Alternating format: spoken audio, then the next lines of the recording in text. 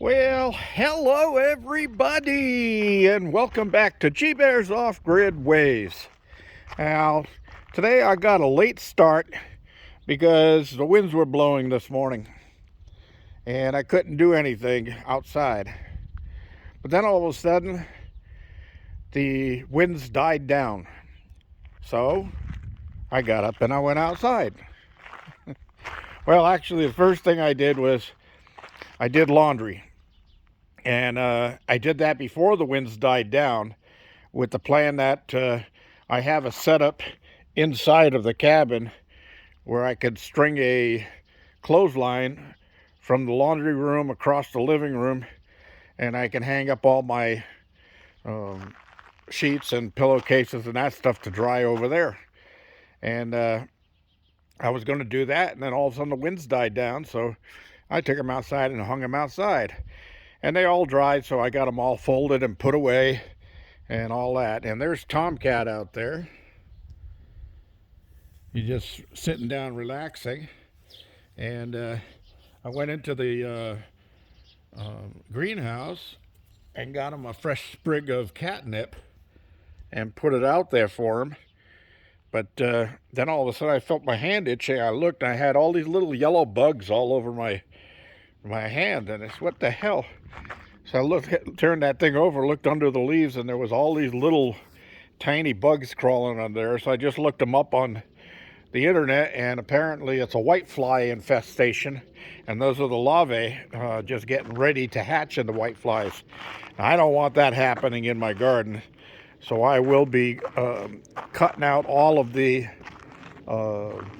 catnip, and I'll put it outside for the wild birds and stuff to eat, because they won't mind the extra protein from the bugs underneath it and all the greens that they get out of it.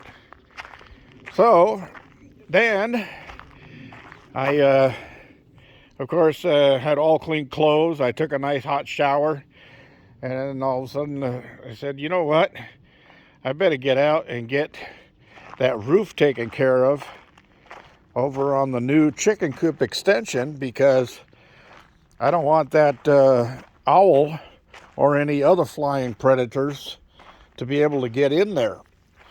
And I noticed that the my chickens and the hens, rooster and all of them, they wouldn't come out here for very long. They come out, do a little check around, and then go back onto the other side that's covered.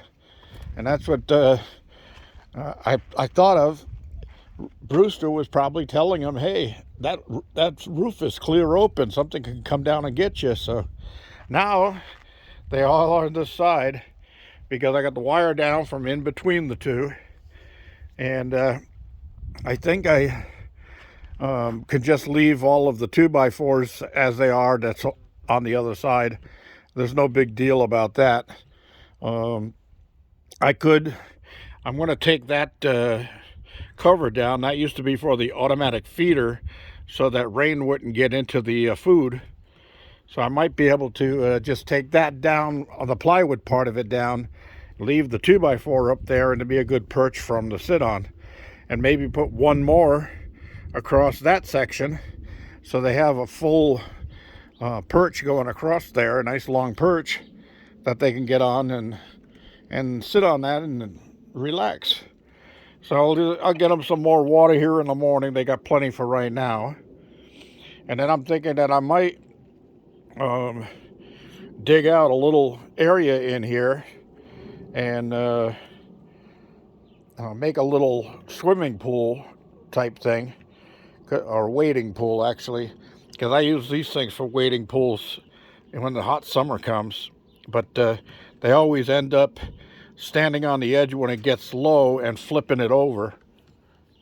So I want to do something different and give them a nice good size pool right there in the center that be set down below the ground so they can't flip it over. And then I can just fill that up and bring a 5-gallon bucket down and pour 5 gallons of water in there, and just replenish a little as it evaporates and as they pull it out of there with their feet and stuff. But they like standing in the water and cooling their feet when it gets really super hot. I left my water in there. So anyway, I got some cleanup to do here. And I don't need any of this stuff over here anymore. That goes over to the new grow house extension. First thing tomorrow, I'll start this thing up and pull the trailer over there, but I'm going to load all the extra tools on the trailer all at once. I'll go out that way and pull up by the containers and unload what I don't need to bring down to the garden house. So that's what's been going on here. And I thought I heard peeping coming out of the hen house today. So I actually got up in there and took a look, and the little hen Liberty's in there still nesting on her eggs. And pulled another dozen eggs out of the other boxes. It's supposed to be like 4 hens to a nesting box. And I have 8 nesting boxes in that coop right now, so that should handle 32 hens. But when I get this all done, I'm going to have a whole row of nesting boxes running along here. And since that's 10 feet and then 4 feet minus 1, that's 13 new nesting boxes. So I'll have plenty of room. And now this new run is that's 10 and 8, that's 18 by 16. So they got an 18 by 16 new run to play in.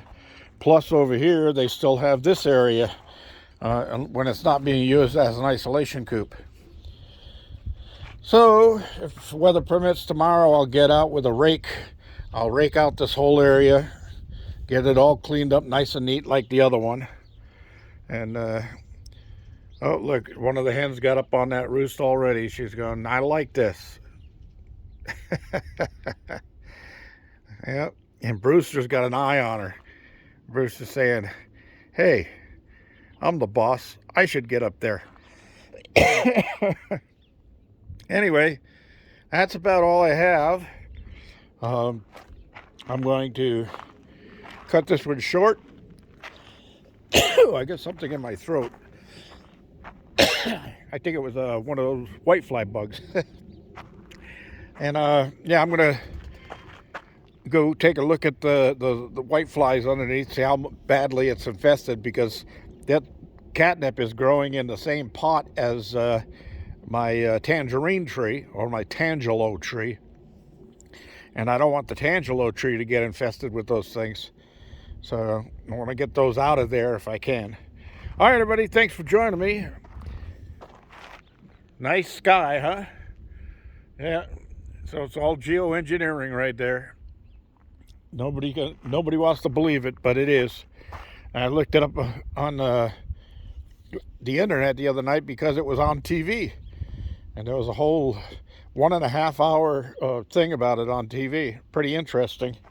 They've got a whole group going after the government now and saying, hey, what are you spraying on us? And I think that's what you have to, if you're going to search it on the internet, is what in the world are they spraying is I think what you have to put in. And then it'll come up with the 1.5 hour TV series or video about the whole thing and how they actually went right to the House of Representatives and the Congress and tried to ask people about it, and all of those people were turning their backs on them and ignoring them and acting like they knew nothing about it. Crazy. Anyway, that's all I have. Thanks for joining me. This is G Bear reminding you, thumbs up down there, and don't forget to subscribe and share.